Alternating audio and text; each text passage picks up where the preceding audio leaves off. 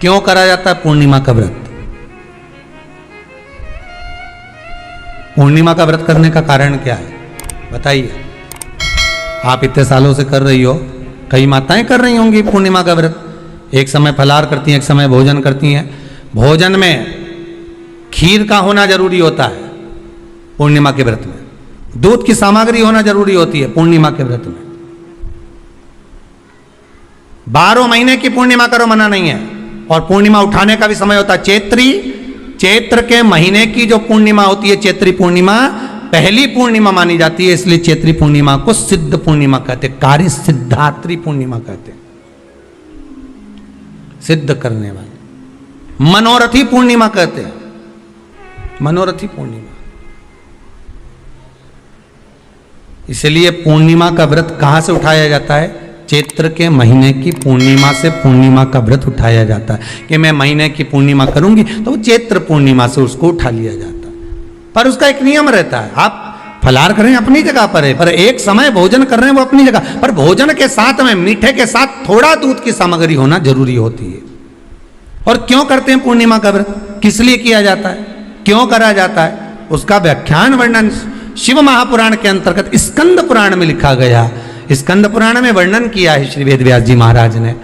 कहा ये पूर्णिमा का व्रत इसलिए किया जाता है कि व्यक्ति का जब मन गलत भ्रम में जाने लगता है, मन जब गलत जगह पर जाने लगता है, तो ये मन को गलत जगह पर ले जाने वाला कौन होता है? तो कहा ये चंद्र होता है। व्यक्ति की राशि के अंतर्गत, व्यक्ति की पत्रिका के अंतर्गत, व्यक्ति की ग्रह दशा के अंतर्गत जब चंद्र बेकार चलता है तो व्यक्ति अच्छा करते करते भी बेकार करने लग जाता है।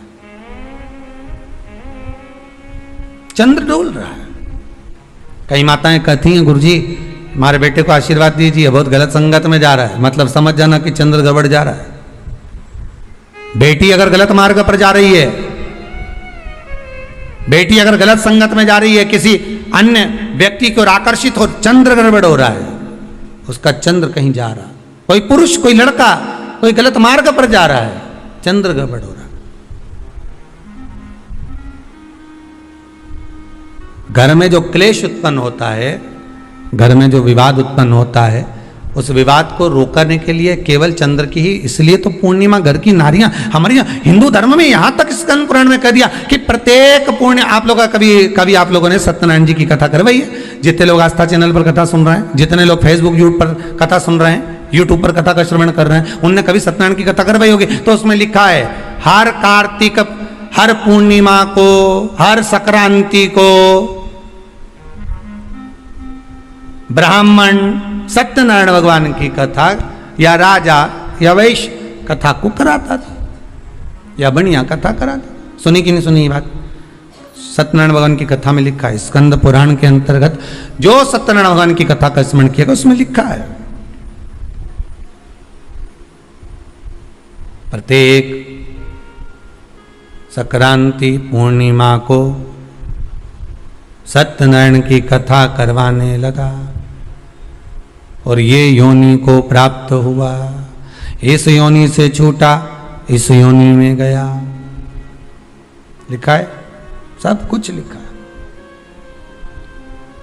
अब उत्ते से समझ जाओ कि पूर्णिमा को सत्यनारायण की कथा करने का बोला है, तो पूर्णिमा को सत्यनारायण की कथा का क्यों बोला? वैसे तो रोज कराओ सत्यनारायण जी की कथा, प्रतिदिन कराओ, मना नहीं है। आप क्या कोई विशेष फंक्शन है आप सत्यनारायण जी की कथा करवा, पर पूर्णिमा संक्रांति को और संक्रांति को पूर्णिमा को सत्यनारायण की कथा का स्मरण क्यों करवाया गया? क्योंकि पूर्णिमा के दिन अगर ये भगवान का व्रत रख लेगी, पूर्णिमा के दिन अगर ये खीर का प्रसाद बना लेगी, थोड़ा सा दूध की कोई सामग्री बना लेगी और भगवान को भोग लगा देगी, भले सत्यनारायण भगवान के भाव से बनाए, भले सत्यनारायण जी के निमित्तार्थ बना, पर अगर इसने सत्यनारायण भगवान के निमित्त से बना, पर पूर्णिमा के दिन अगर ये व्रत रखेगी, उपास रखेगी या कोई सामग्री बनाकर भगवान की पूजन कर लेगी, तो इसके घर में जो अशांति है वो शांति में बदल जाएगी। इसलिए कई घरों में आज भी सत्यनारायण भगवान की पूजन हर पूर्णिमा को करती है। माता किताब लेके बैठ जाती है, तुरंत उन्हें ऑफिस जाना, कहीं काम पे जाना, और तुरंत उसने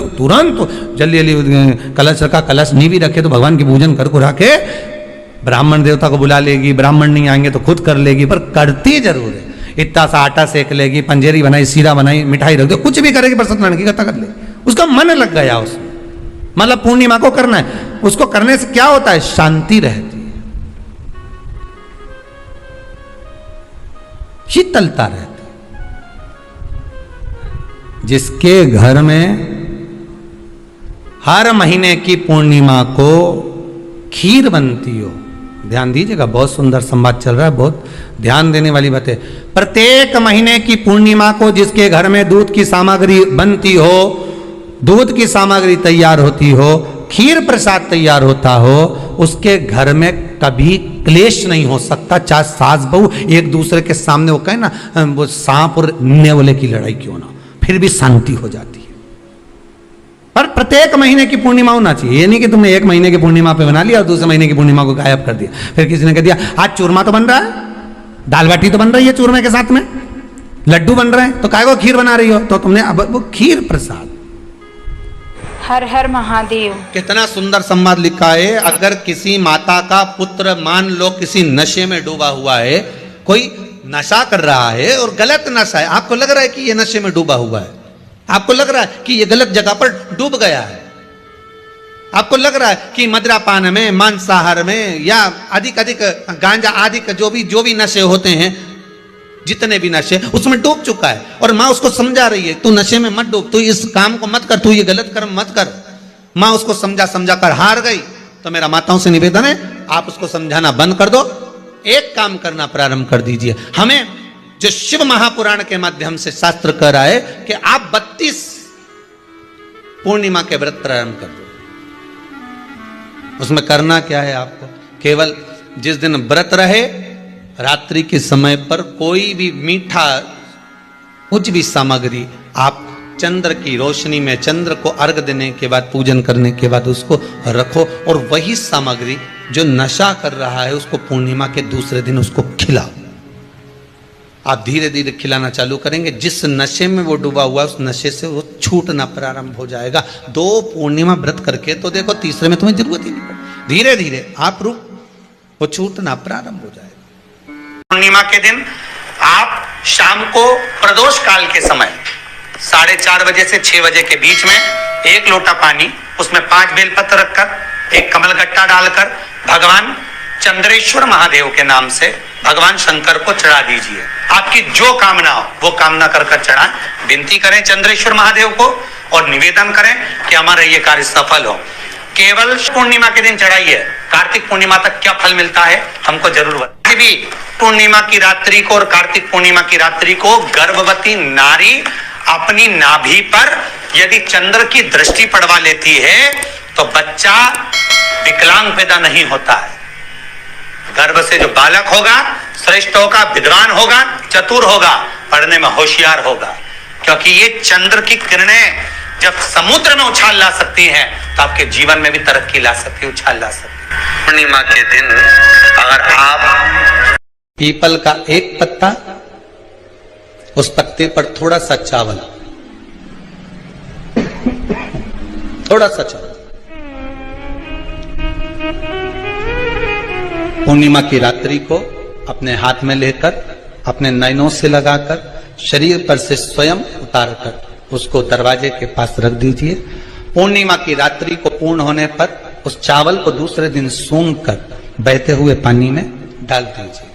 महाराज कितने भी रोग से ग्रसित हो गए, पीपल का एक पत्ता 52,000 ब्राह्मण की साक्षी कराता है। महाराज बहुत ध्यान देना, पीपल के वृक्ष में स्वयं नारायण का, मेरे कृष्ण का वास है।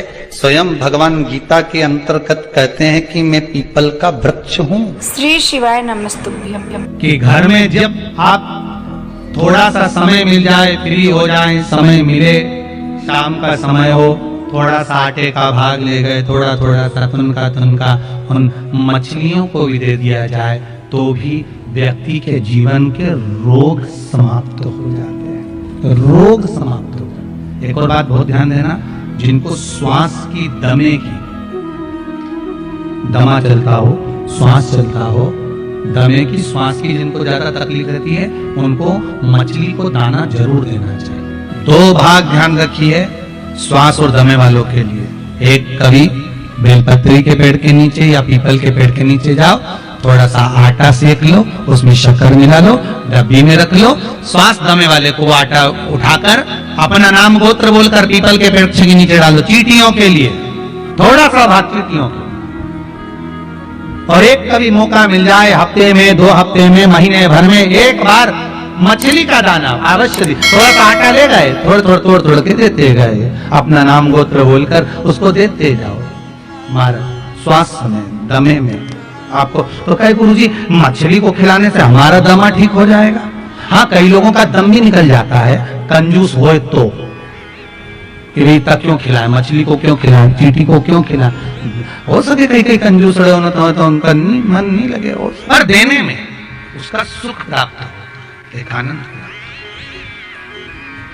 वो कहे, एक बड़ा सुंदर लाइन है महाराज, भला किसी का कर ना सको तो बुरा किसी का मत करो। भाव व्यक्त करा, आप अच्छा करोगे अच्छा ही मिलेगा।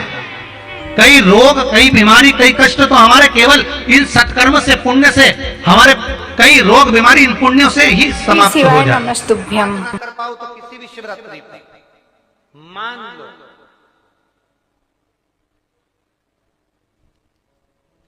तुम किसी कार्य के लिए जा रहे हो और वो कार्य नहीं हो रहा और तुम्हें चाहिए कि ये कार्य होना चाहिए, मुझे इसमें सफलता चाहिए,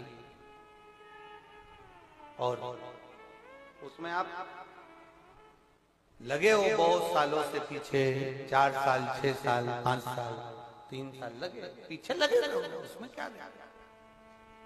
किसी भी शिवरात्रि पर आशुतोष भगवान का स्मरण कर कर जो मध्य वाली पत्ती होती है, इस पे चंदन, लाल वाला चंदन लगाकर एक श्वेत पुष्प, सफेद पुष्प, कोई सा भी ले सकते, आप उसको रखकर आशुतोष भगवान का स्मरण कर कर, केवल आशुतोष भगवान का स्मरण कर कर, नंदी का जो पांव होता है, नंदी का जो एक पांव उठा हुआ होता है, उसी, क्योंकि नंदी को नंदी मत समझना, नंदीश्वर का मतलब ही शंकर है और शंकर का मतलब ही नंदीश्वर। इन दोनों में कोई भेद नहीं है,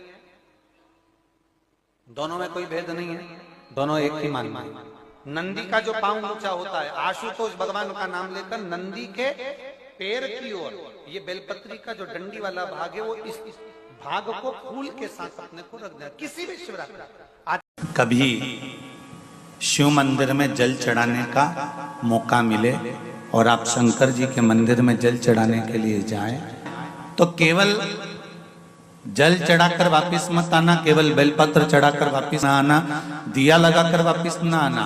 आते आते बाबा भोलेनाथ जी से ये भी पूछ कर आना, बाबा आप मंदिर में बैठे रहते हो, बहुत दिन हो गए आपको बैठे बैठे, चलो आज मैं आपको मेरे साथ लेकर चलती हूँ और मेरे घर तक लेकर चलती हूँ। श्री शिवाय नमस्ते।